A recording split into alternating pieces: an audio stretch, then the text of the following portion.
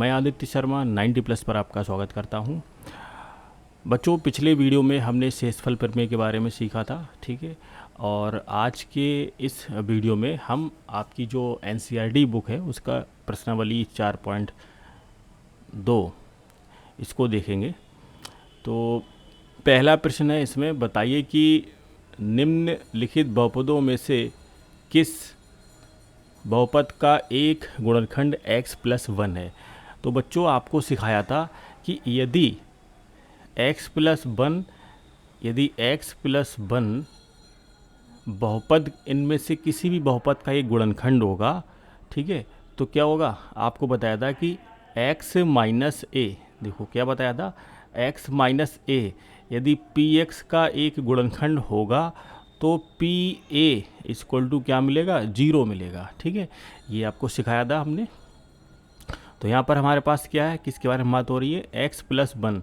इसका मतलब x+1 बराबर 0, तो या फिर x बराबर -1। इसका मतलब कि आपको क्या निकालना है, p-1 यदि 0 मिल रहा है तो वो बहुपद x+1 जो है उस बहुपद का क्या होगा, एक गुणनखंड होगा, ठीक है।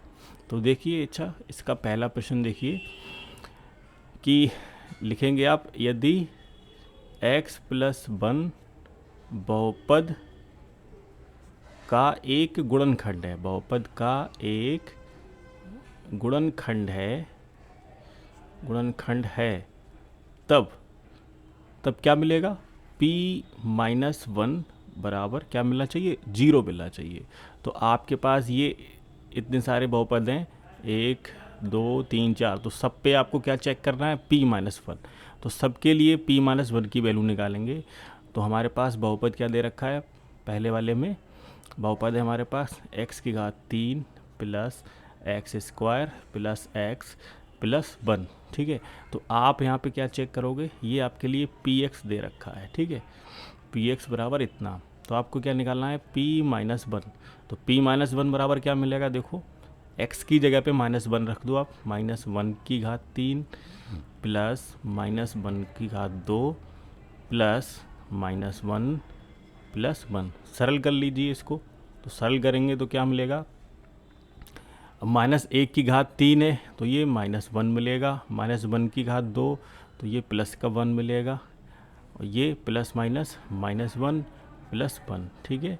तो यहाँ पे देखो 1 और 1 ये 0 हो गया, ये 0 हो गया। तो आपके लिए क्या मिला, p-1 बराबर क्या मिल गया, 0। जब हमें 0 मिल गया तो आप लिखेंगे अतः x+1 जो है किसका गुणनखंड है, x³ plus x² plus x+1 का एक गुणनखंड है, ठीक है। इसी तरीके से आपको ये दूसरा प्रश्न भी करना है, ठीक है। तो दूसरा वाला देख लो, यहाँ पे दूसरे प्रश्न में आपको क्या करना है, देखो। तो सबसे पहले आपको क्या करना है, x+1 इसका गुणनखंड है, तो इसका मतलब x बराबर -1, x बराबर -1 मतलब p-1 पर आपको इस बहुपद का मान निकालना है। तो दूसरा वाला पार्ट देखो, इसका दूसरा आपको क्या दे रखा है, px बराबर क्या है, x⁴ plus x³ plus x² plus x+1, ठीक है। तो हमें क्या निकालना है, आपको निकालना है p-1। अच्छा, p-1 कैसे आया, बहुत से बच्चों के लिए ये थोड़ा असमंजस लग रहा होगा कि -1 हम क्यों, -1 कैसे आया। यहाँ पे देखो x+1 पूछा है ना, कि x+1 इसका गुणनखंड है, तो आप x+1 को 0 के बराबर कर लो, तो x बराबर क्या मिलेगा, -1। तो x की वैल्यू जो आएगी, ठीक है, उसी मान पर हम इस बहुपद का मान निकालेंगे। सपोज कि अगर आपसे कहता है कि x-2 ये इसका एक गुणनखंड है या नहीं, तो आप क्या करोगे, x बराबर 2 रखोगे, या फिर x-2 बराबर 0, तो यहाँ से x बराबर क्या मिलेगा, 2 मिलेगा। तो आप p बहुपद का मान 2 पर निकालेंगे, p2 चेक करेंगे आप। यदि p2 पर बहुपद 0 मिल रहा है तो x-2 उसका गुणनखंड होगा, ठीक है। बहुत आसान है। तो दूसरा देखिए, तो हमें x+1 के लिए चेक करना है, तो दूसरा प्रश्न ये है, ठीक है। बहुपद हमारे पास ये है, तो इसमें आप हर जगह क्या प्लेस करा देंगे, हर जगह पर आप -1 की घात 4 प्लस -1 की घात 3 प्लस -1 की घात 2 प्लस x की जगह -1 प्लस 1 सरल कर लीजिएगा। तो आपको पता होगा कि यदि कोई भी ऋणात्मक संख्या हो, ठीक है, कोई भी ऋणात्मक संख्या हो, उसकी घात अगर कैसी है, उसकी घात अगर ऑड है, ठीक है, तो आपको जो रिजल्ट मिलेगा वो क्या मिलेगा, नेगेटिव मिलेगा। जैसे यहाँ पे -1 की घात 3 है, तो -1 की घात 3 मिलेगा -1। -1 की घात अगर 4 होगी तो क्या मिलेगा, +1, ठीक है। तो किसी भी ऋणात्मक संख्या की घात अगर सम है, सम होने पर आपको वो रिजल्ट क्या मिलेगा, धनात्मक मिलेगा। और यदि उसकी घात कैसी है, विषम है, तो आपको रिजल्ट कैसा मिलेगा, ऋणात्मक। अब 1 की घात कितनी भी हो तो हमेशा रिजल्ट 1 ही मिलना है, ठीक है। तो ये छोटी छोटी बातें आपको याद रखनी है, ठीक है, इसको याद रखिएगा। तो -1 की घात अगर सम है तो +1 मिलेगा, -1 की घात अगर विषम है तो आपको -1 मिलेगा, ठीक है। तो यहाँ पर -1 की घात 4 है, 4 सम संख्या है, तो ये +1 मिलेगा। -1 की घात यहाँ पे 3 विषम संख्या है, तो -1 मिलेगा। सेम यहाँ पर -1 की घात 2 कैसी संख्या है, सम है, तो ये सम है, सम होने पर ये क्या मिलेगा, +1 मिलेगा। और प्लस माइनस ये -1 और +1 सरल कर लेंगे, तो सरल करने पर पता चलेगा, देखो 1 से ये 1, 1 और -1 ये दोनों क्या हो जाएंगे, 0। 1 और -1 ये भी क्या हो गया, 0। हमारे पास 1 बच गया, क्या बच गया, 1। तो P-1 को जब हमने चेक किया तो -1 पर इस बहुपद का मान कितना मिल रहा, 1। मतलब 1 क्या है, इसका शेषफल है, ठीक है। शेषफल प्रमेय में आपको समझाया था कि किसी भी दिए गए मान पर जब बहुपद का मान निकालेंगे तो जो बहुपद का मान होगा वो क्या होगा, उस बहुपद का शेषफल। तो ये शेषफल कितना आ रहा, 1 आ रहा है। या यूं कह लो कि -1 पर इस बहुपद की जो मान है वो कितना मिल रहा, 1। तो यहाँ पे ये 0 के बराबर नहीं है, तो हम कह देंगे अतः x+1 बहुपद, कौन सा बहुपद, ये वाला, दूसरा वाला, ठीक है। इस x की घात 4 प्लस x की घात 3 plus x² plus x plus 1 का एक गुणनखंड नहीं है, का एक गुणनखंड नहीं है, ठीक है। तो इस तरह से आपको ये प्रश्न करने हैं। तो तीसरा और चौथा ये पार्ट आप खुद कीजिएगा। आगे बढ़ते हैं प्रश्न नंबर 2 की तरफ। प्रश्न नंबर 2 में भी हमें यही बताना है क्या, कि गुणनखंड प्रमेय का प्रयोग करते हुए आपको बताना है कि ये GX PX का गुणनखंड है या नहीं है।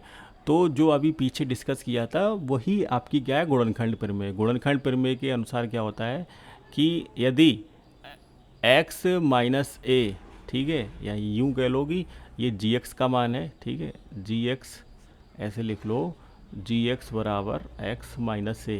x - a इस PX का एक बहुपद है, ठीक है, PX का बहुपद है। GX अगर PX का बहुपद है तो PA की वैल्यू क्या मिलेगी, 0 मिलेगी।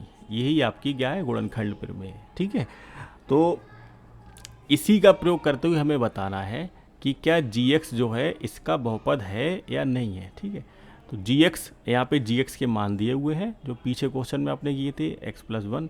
तो पहला देख लीजिएगा आप, GX बराबर क्या हमारे पास है, GX बराबर है x+1, या यूं कह लो x+1 बराबर 0।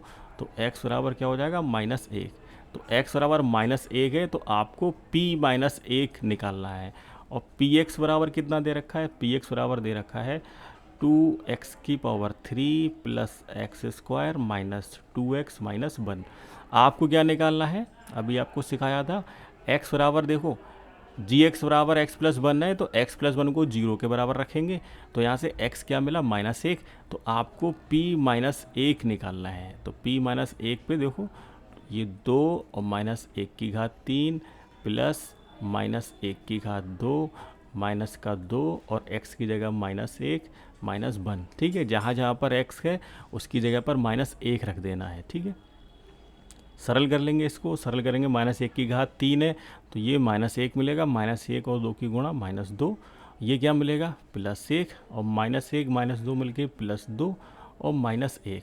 तो जब सरल करोगे आप तो देखो ये 2 से ये 2 कट गया, ये धनात्मक ये ऋणात्मक, और +1 -1, तो यहाँ पे p-1 आपको क्या मिला है, 0 मिला है। ठीक है, तो आप लिख देंगे अतः gx बराबर x + 1 px का क्या है, एक गुणनखंड है, एक गुणनखंड है। ठीक है, बात समझ में आ गई।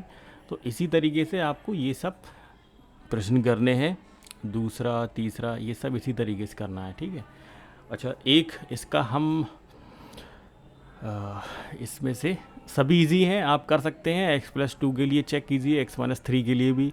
x+2 के केस में क्या, x बराबर -2, तो मतलब आपको p-2 निकालना है, यहाँ पे p-2 निकालेंगे। gx बराबर x-3 है तो x-3 बराबर 0, तो आप x बराबर 4 यहाँ से मिलेगा, तो मीन्स इसके लिए आपको p4 निकालना है।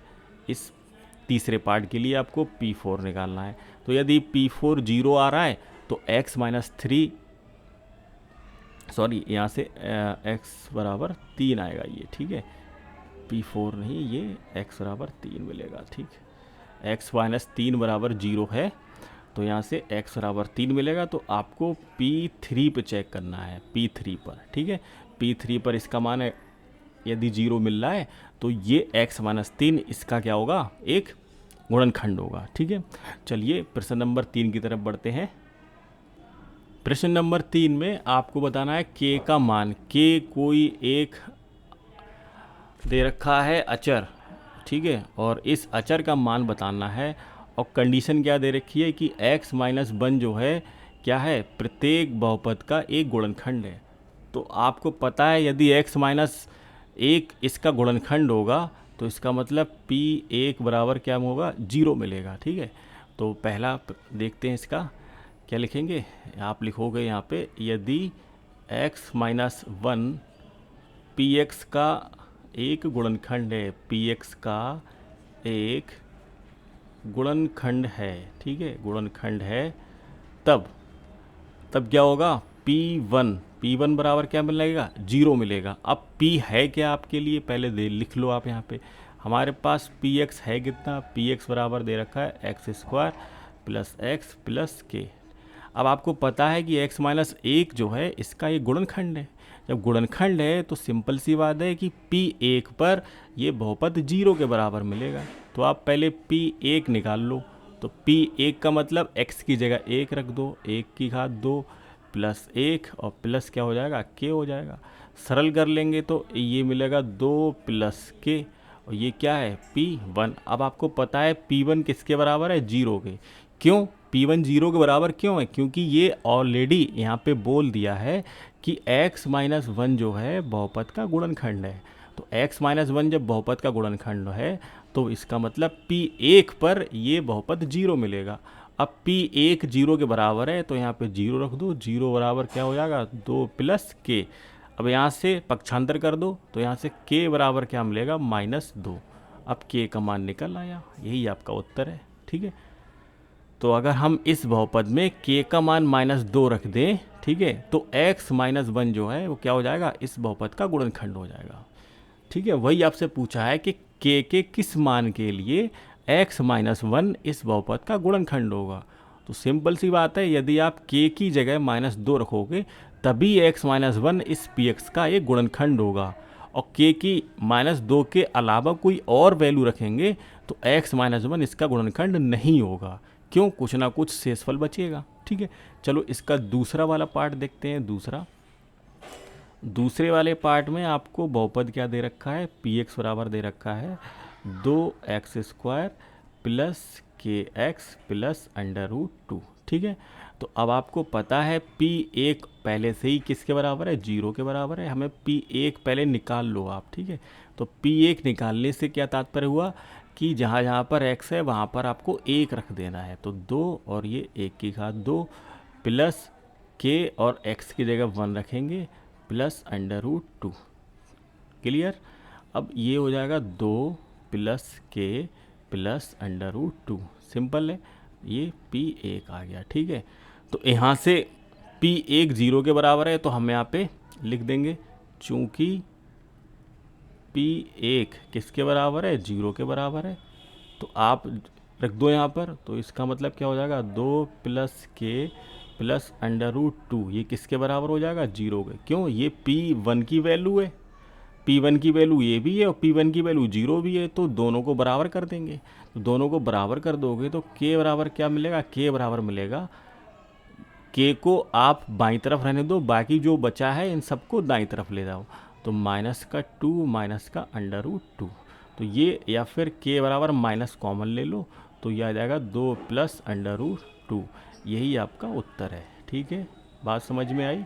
तो K की इस वैल्यू के लिए x माइनस 1 क्या होगा, x माइनस 1 इस बहुपद का एक गुणनखंड होगा। ठीक है, समझ में आई बात। चलो देखते हैं, इसका एक पार्ट और करके देखते हैं। अब इसी का तीसरा जो पार्ट है वो क्या है, ये है, ये बहुपद है। ठीक है, तो हमारे पास बहुपद ये दे रखा है, Px बराबर kx² minus under root 2x plus 1। अब आपको ये चीज़ पहले से ही पता है क्या, कि x माइनस 1 जो है वो Px का गुणनखंड है, x माइनस 1 Px का गुणनखंड है। ठीक है, ये चीज़ पहले से ही आपको दी हुई है, गुणनखंड है। तो जब x माइनस 1 इसका गुणनखंड है तो इसका मतलब क्या हो गया कि P1 किसके बराबर होगा, 0 के बराबर होगा। ठीक है, तो P1 निकाल लो, आप चेक कर लो। तो P1 चेक कर लेंगे, तो P1 जब आप निकालेंगे P1, तो P1 बराबर कितना हो जाएगा, ये K और ये 1 की पावर 2 माइनस का अंडर रूट 2 इंटू 1 प्लस 1। तो P1 जो है वो क्या हो जाएगा, K माइनस अंडर रूट 2 और प्लस 1। ठीक है, अब P1 किसके बराबर है बच्चों, अब P1 किसके बराबर है, 0 के बराबर है। तो यहाँ पे लिखेंगे लेकिन P1 किसके बराबर है, 0 के बराबर है। ठीक है, जब P1 0 के बराबर है तो आप क्या, यहाँ पे क्या मिल जाएगा, ये हो जाएगा K minus under root 2 plus 1 बराबर 0। सरल कर लो तो K बराबर क्या मिलेगा, अंडर रूट 2 माइनस 1, यही K का मान है। ठीक है, तो यही K का मान है, यही आपका क्या हो गया बच्चों, ये उत्तर हो गया। ठीक है, आई होप कि ये क्वेश्चंस आपको समझ में आए होंगे। ठीक है, मिलते हैं नेक्स्ट वीडियो में। यदि आप चैनल पर नए हैं तो चैनल को सब्सक्राइब कीजिएगा प्लीज़, और वीडियो अच्छा लगा है तो लाइक कर दीजिएगा। ठीक है, अपने दोस्तों को भी शेयर कीजिएगा। यदि आपको कोई स्पेशल वीडियो बनवाना है किसी और टॉपिक पर और चैप्टर पर, या कोई क्वेश्चन आपको समझ में नहीं आ रहा है, तो आप कमेंट बॉक्स में लिखिएगा, हम उस पर आपकी मदद करेंगे। Thank you so much.